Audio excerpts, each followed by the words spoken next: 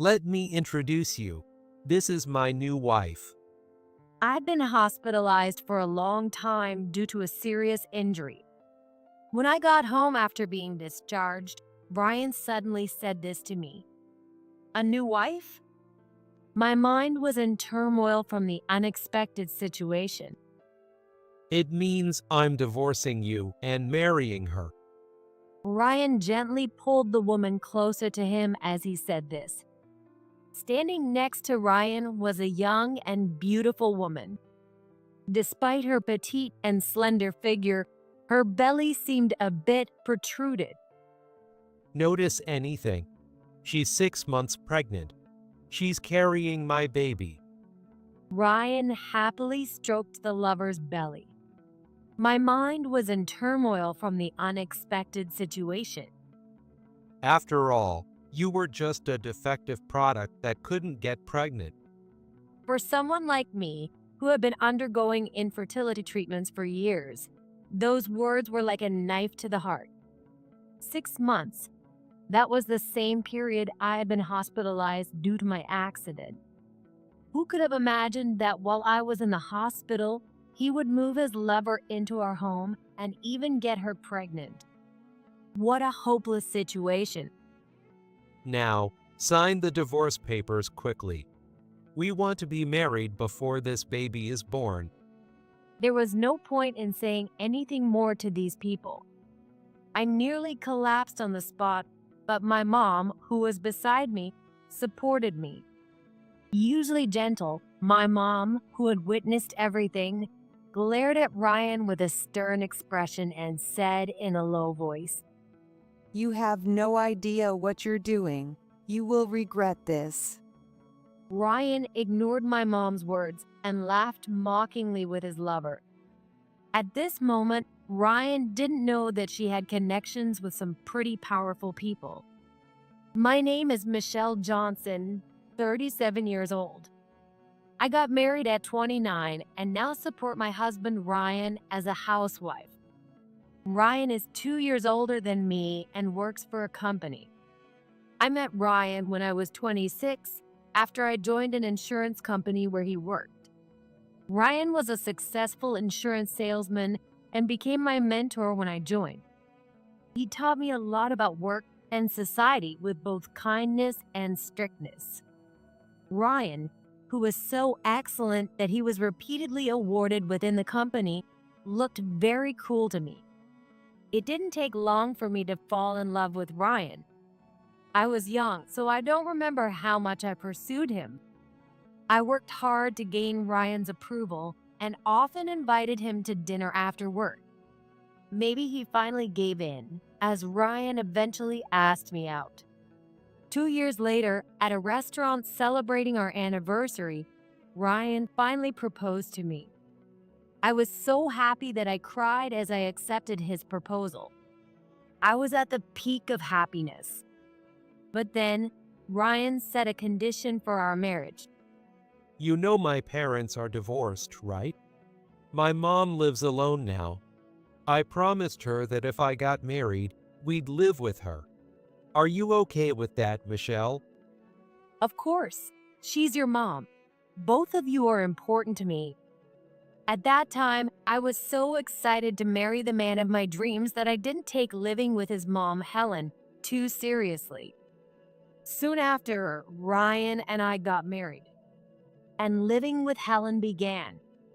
Right after our marriage, Ryan and I started planning for our future family. We tried to have a baby as soon as possible, working hard on it. But I didn't get pregnant even after 3 years. Our friends and colleagues who married after us were having children. I was getting anxious about my situation. Why can't I have a baby? Insurance salespeople have a lot of contact with families with children. I started to get scared of meeting customers who looked like happy families. I chose this job because I wanted to protect the happy futures of various people, but I was falling into self-loathing more and more. I couldn't concentrate on my work. This month, too, I wasn't pregnant and I was feeling down, which made Ryan frustrated. Sighing, he said to me in a dismissive tone, Failed again. You should probably go to a doctor, right? A doctor? Yeah, a fertility clinic. They can run tests to find out why you're not getting pregnant. Then you should come with me, Ryan. I won't. I'm perfectly healthy. Plus, it's embarrassing.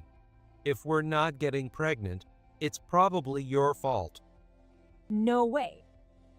Mom also said she's sad. She can't see her grandchild. Don't make me sad too. So, go to the clinic as soon as possible. Got it? Ryan spoke to me as if he were giving a lecture. Infertility is not just a woman's problem. It should be a 50-50 issue between men and women. Yet Ryan was convinced it was my fault and forced me to go to the doctor. I was anxious too, and I thought it might be time for tests. But it hurt that he spoke to me like that, even though I was also sad about not having a child. Afterward, I asked him several times to get tested together, but Ryan never listened. Reluctantly, I decided to go for the tests alone. When the results came back after all the tests, I was shocked. The cause of infertility was with me. The doctor gave me a complicated diagnosis. I didn't quite understand the term at first. When I asked for a detailed explanation, it seemed that my body had trouble developing the eggs necessary for pregnancy. The doctor said there was a chance I could get pregnant with treatment, but I was in a daze for a while. I barely remember how I got home from the hospital. See, it was your fault after all. Ryan said triumphantly, looking at the test results. Although a cause for my infertility was found, it shouldn't be the sole reason we couldn't conceive. Yet Ryan acted as if it had nothing to do with him. Well then, good luck with the treatment. Ryan placed a hand on my shoulder and spoke as if it were someone else's problem. I soon started treatment, but it wasn't easy. I had to adjust to my body's condition and go to the hospital regularly. I would be late for work or take paid leave to continue my treatment. However, my colleagues began to look at me suspiciously. I couldn't stand the scrutiny and decided to prioritize treatment and quit my job. Ryan was concerned about our reduced household income, but I assured him I would handle all the housework, and he agreed. I've been a housewife for 5 years now. During that time, we still didn't have a baby. The cost of infertility treatments kept rising. Ryan complained about taking the money from his income, so I dipped into my savings to cover it. Our efforts to conceive felt more and more like a routine, and we stopped talking about our future. On the contrary, he started staying out late, claiming it was for business meetings. I spent stifling days alone with Helen from morning till night. 8 years of marriage and still not a single grandchild. I must be the only one in this neighborhood without a grandchild. Are you defective? Ryan should have married a younger wife. I'm sorry, Helen. Helen often made sarcastic remarks to me about not being able to get pregnant. She kept asking when she would see a grandchild, and I could only apologize. I was definitely exhausted, both physically and mentally. One day, while living such a life, things went from bad to worse. I was seriously injured in a car accident and rushed to the hospital. I was waiting at a crosswalk when I was hit by a car that lost control. Luckily, my life was not in danger, but I was suddenly forced into a long-term hospital stay. After my surgery, Ryan and Helen visited me, but instead of showing concern, they complained. Having an accident at such a busy time, it's just going to cost us a lot of money. Who's going to do the housework and take care of me? You're such a useless daughter-in-law. Muttering to themselves, They left the hospital room and never visited me again. Having no other choice, I relied on my own mom. She took care of all my needs and handled all the paperwork. I felt guilty and apologized to her. "I'm sorry, Mom. I'm making you take care of me." What are you talking about? Of course, I'm going to take care of my own daughter when she's in trouble. Don't worry about anything and just rest. Hearing my mom's words, I almost cried. Lately, no one had been kind to me. Ryan and Helen had been constantly criticizing me, and I kept blaming myself for not being able to get pregnant. This is what a mom is like. I wish I could become a person like her. Touched by my mom's unconditional love, I thought about this. 6 months after being hospitalized, my treatment and rehabilitation were progressing well, and talk of discharge began. In the end, neither Ryan nor Helen visited me even once. Can I really go back to that house and make things work? The thought of life after discharge made my chest tighten. What's wrong? Noticing something was off, my mom looked at me with concern. Nothing. But I couldn't fool my own mom. If you're worried about something, you can tell me, but if you don't want to, that's okay too. Her kindness made me tear up. I ended up venting to my mom about my relationship with Ryan and our life with Helen before the accident. About how I was the one undergoing fertility treatments. About how I was worried about our finances. About how Ryan had become colder and Helen's constant sarcastic remarks about me. I had kept quiet to avoid worrying my mom, but once I started talking, I couldn't stop. Tears naturally fell from my eyes. My mom quietly held my hand and listened until I finished. "Sorry to suddenly dump all this on you. I just didn't want to worry you." It's okay. You've been going through so much pain. Honestly, I'm not confident I can get along with Ryan and Helen once I'm discharged. But the reason for our problems is that I can't have children, so I haven't been able to express how I feel. I looked down as I said this. The truth is, I no longer wanted to live with Ryan and Helen. But I felt responsible for our strained relationship, so I couldn't say anything. If only I could have children. But there was nothing more I could do. After a moment of silence, my mom let go of my hand and slowly walked to the window of the hospital room. She started speaking shockingly while looking out at the cloudy sky. There's something I've never told you. I'm not actually your grandparents' biological child. What? I was so surprised by this sudden revelation that my tears stopped. My mom's parents, my maternal grandparents, had already passed away. For the first time, I learned that my mom was not the biological child of her parents. My real parents fought all the time. I was so scared that I always hid in the closet. Eventually, they started pushing my care onto each other, and there were days when they wouldn't come home. That's exactly neglect. Mom said she was a victim of what we now call neglect. No way. So, Grandpa and Grandma? They felt sorry for me and took me in as an adopted child. So, I have no blood relation to them. Why are you telling me this important story now? Grandpa and Grandma were very close, weren't they? They respected each other as a married couple, and I was happy to be their child. That's when I realized that even if you're related by blood, if a couple can't respect each other, they can make their child unhappy. Mom turned her gaze from the window back to me and said this as if to make me understand. Her words struck me. A couple that can't respect each other. That was exactly the situation with Ryan and me. For 5 years, I had thought that because I couldn't get pregnant, I was inferior to Ryan. If what my mom said was true, if my relationship with Ryan remained as it was, even if we had a child, we might still be unhappy. I thought about it for a while, then gathered my courage and turned to my mom. "Thank you, Mom. I'll talk to Ryan. After I'm discharged, I'll stay at your place for a while, but I plan to return to the house soon."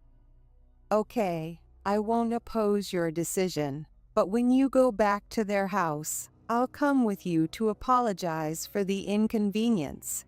I'll always be on your side. The conversation ended with my thanks, and we never brought up the topic again. A few days later, my discharge was decided. I sent Ryan a message on my phone about the discharge date, but he didn't reply and didn't show up on the day either. He never visited me until the end. My hopes were dashed, and my long hospital stay finally ended. I went back to my parents' house with my mom, sorted my things, and continued my rehabilitation for about 3 days. Since my dad had already passed away, my mom took care of me just like she did when I was in the hospital. It felt like I was a child again, but I couldn't let myself get too comfortable in the familiar atmosphere of my parents' home. I sent Ryan a message saying I would go home the next day, but it still went unread. The next day, I visited the house where Ryan and Helen lived with my mom. When I was hospitalized, the leaves on the trees were green, but now they had turned red. 6 months was a longer time than I thought, and it was natural for nature to change. Thinking about this, I rang the doorbell. But it wasn't just the leaves that had changed. Yes, a beautiful young woman, neither Ryan nor Helen, came out of the house. For a moment, I wondered if I had the wrong house, but then I saw Ryan come out behind her, and I realized I was at the right place.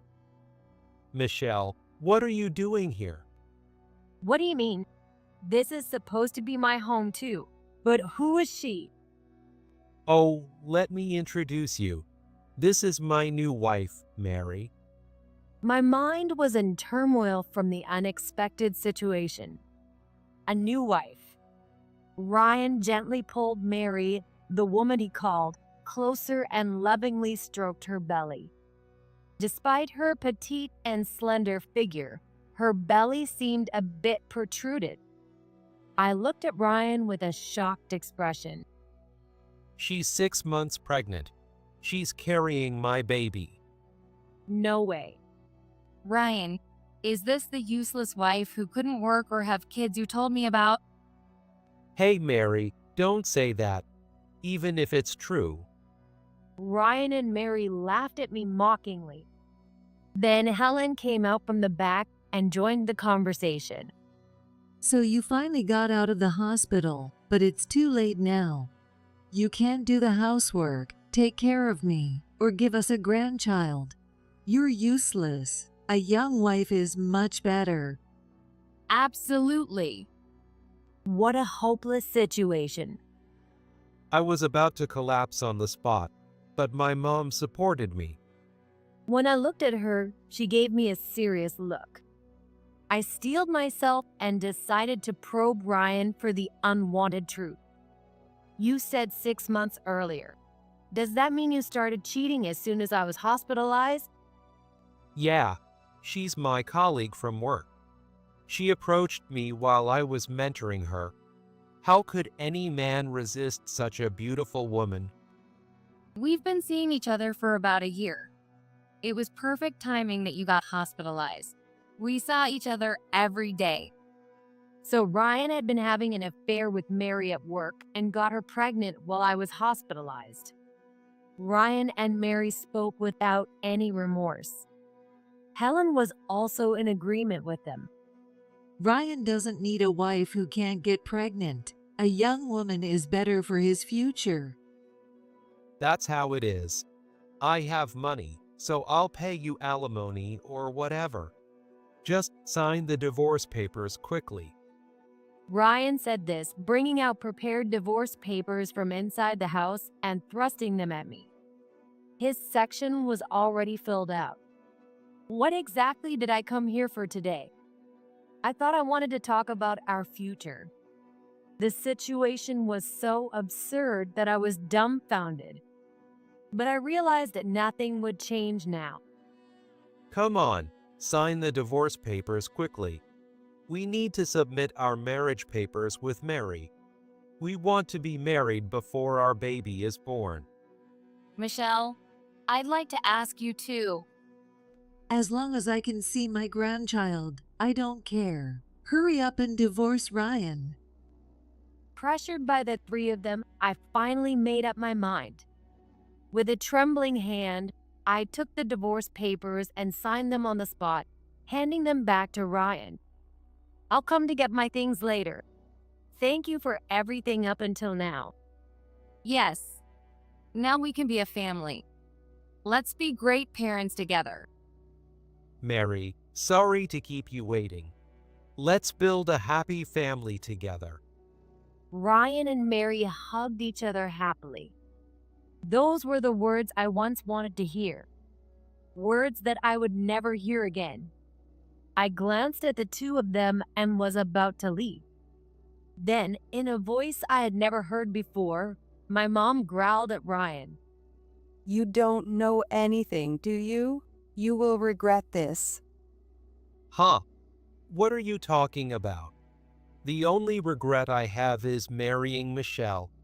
What can you do? Your bitterness is pathetic.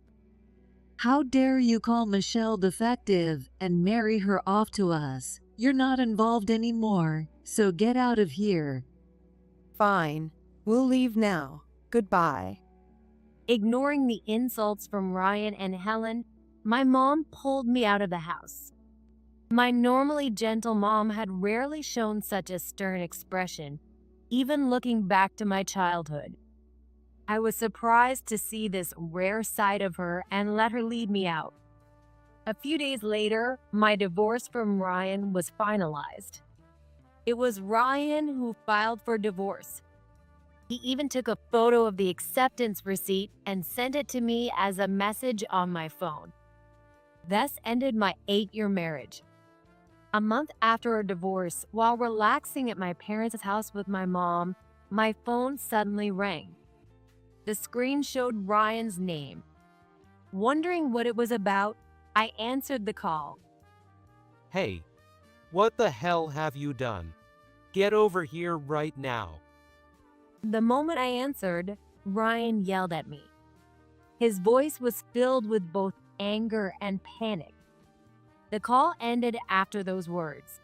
I told my mom what happened, and she suggested we go to Ryan's house together.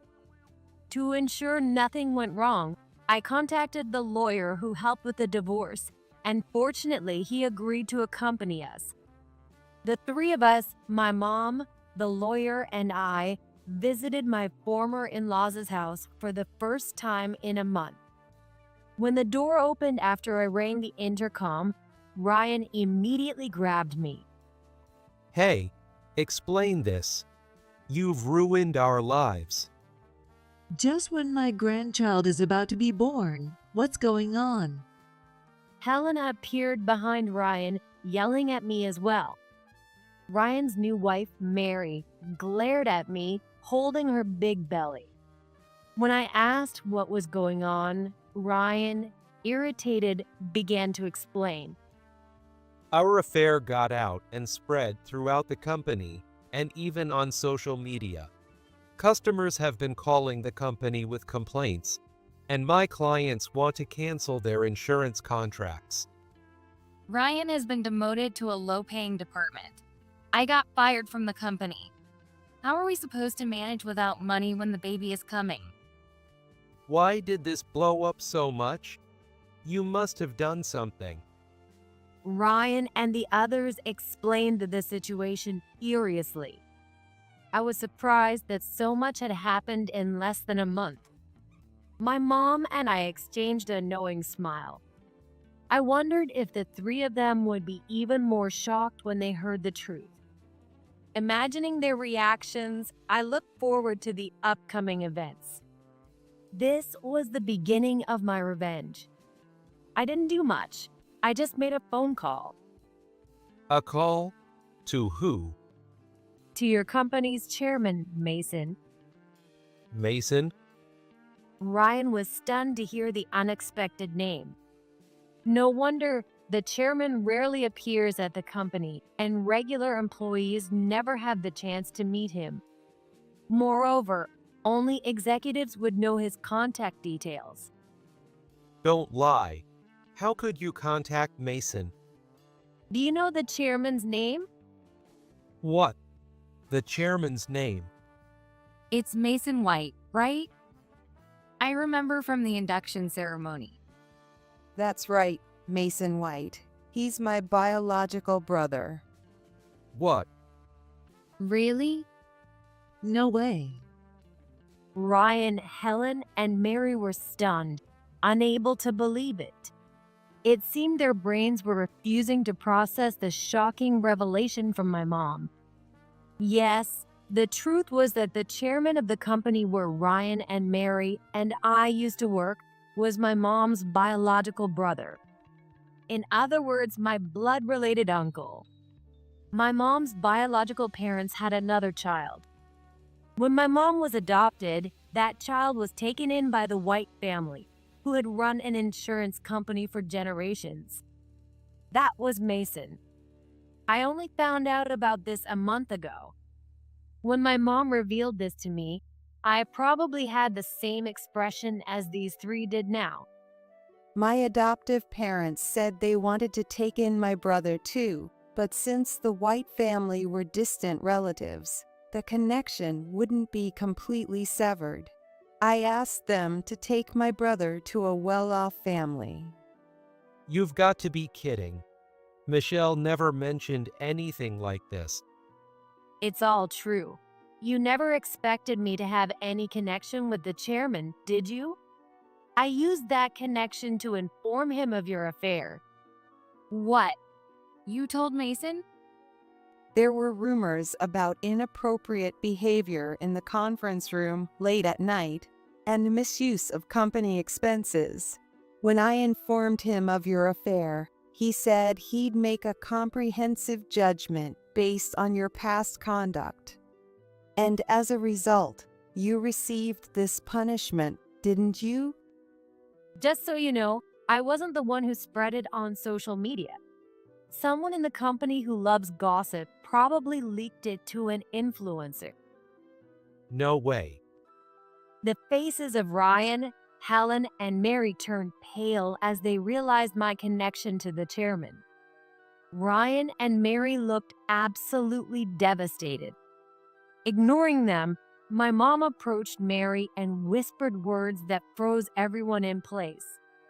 By the way, my brother mentioned that a few company executives and managers will be dealt with next. The reason is infidelity. It was discovered in an internal audit that they all had relations with the same woman. Who could that be, I wonder? Is that What? Is it you, Mary? Mom didn't respond to Ryan, but smiled and stepped away from Mary. Her smile was as good as saying yes.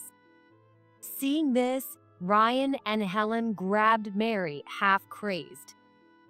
Mary, you had relations with others besides me? Answer me. And the baby you're carrying is really Ryan's, right? You know what'll happen if it isn't, right? the truth is, I don't know whose baby it is. But Ryan, you said it yourself. Michelle is defective and can't get pregnant, and the fact that I'm having a baby makes you happy. So this baby must be yours. Are you crazy? We're getting a DNA test right now. If it's not mine, we're divorcing immediately. I won't be fooled by a woman like you. No. Enough of this nonsense. Ryan, what kind of woman did you bring here? The newly formed family was now in a fierce argument, hurling insults at each other.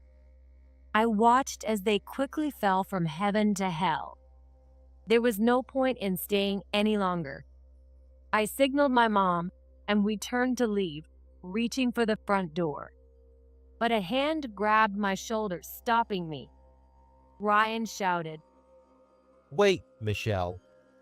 The grip on my shoulder hurt, and I winced, but the lawyer who had come with us brushed his hand away. Ryan, seemingly out of his mind, started saying something ridiculous. Mary was crying with her face in her hands. Michelle, let's start over. We've both worked hard. I'm sure you can get pregnant. Don't abandon a pitiful man like me who was fooled by a lying woman.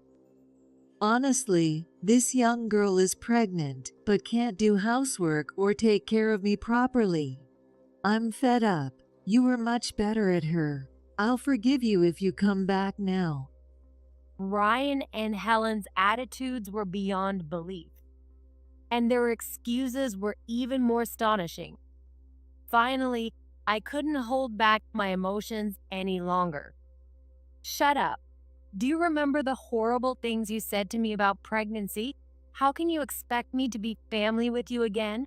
I don't care what happens to you anymore. Michelle, I was going to forego alimony for the sake of the baby, but not anymore. I'm demanding alimony from both Ryan and Mary. Can I do that? Yes, absolutely. The lawyer beside me confirmed immediately. Ryan panicked and started pleading. wait. If we remarry, there's no need for alimony, right? Please reconsider, Michelle. What are you talking about?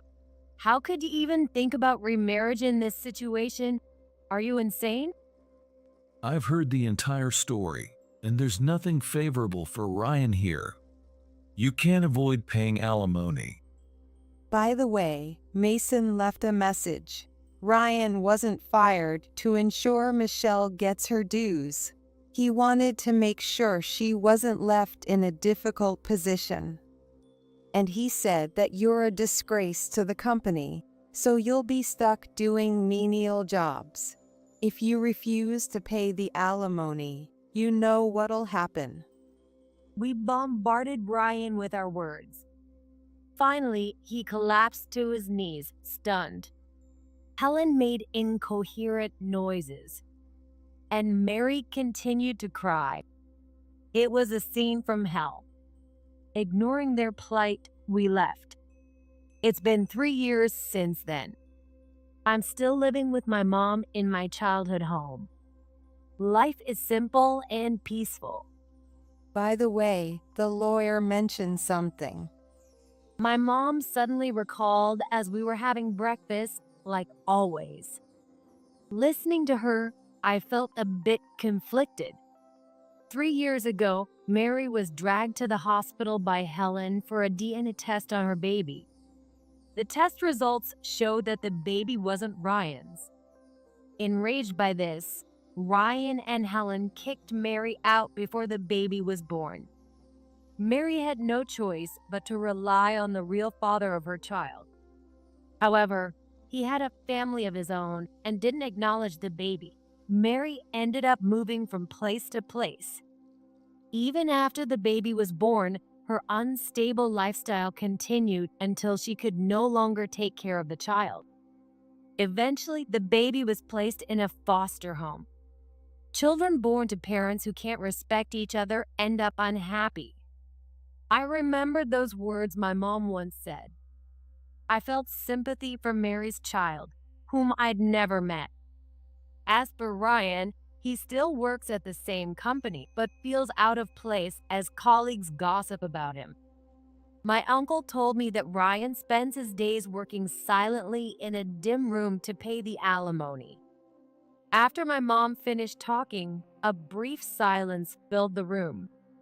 The fresh morning breeze blowing through the window cleared the heavy atmosphere.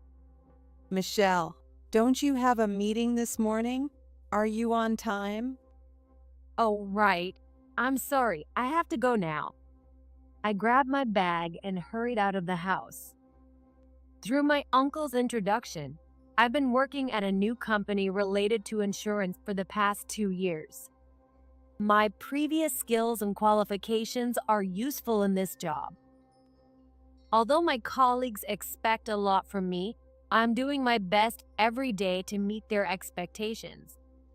I couldn't have children, but now I'm not fixated on that and am living life true to myself. Shaking off the memories of those stifling 8 years, I ran towards my workplace,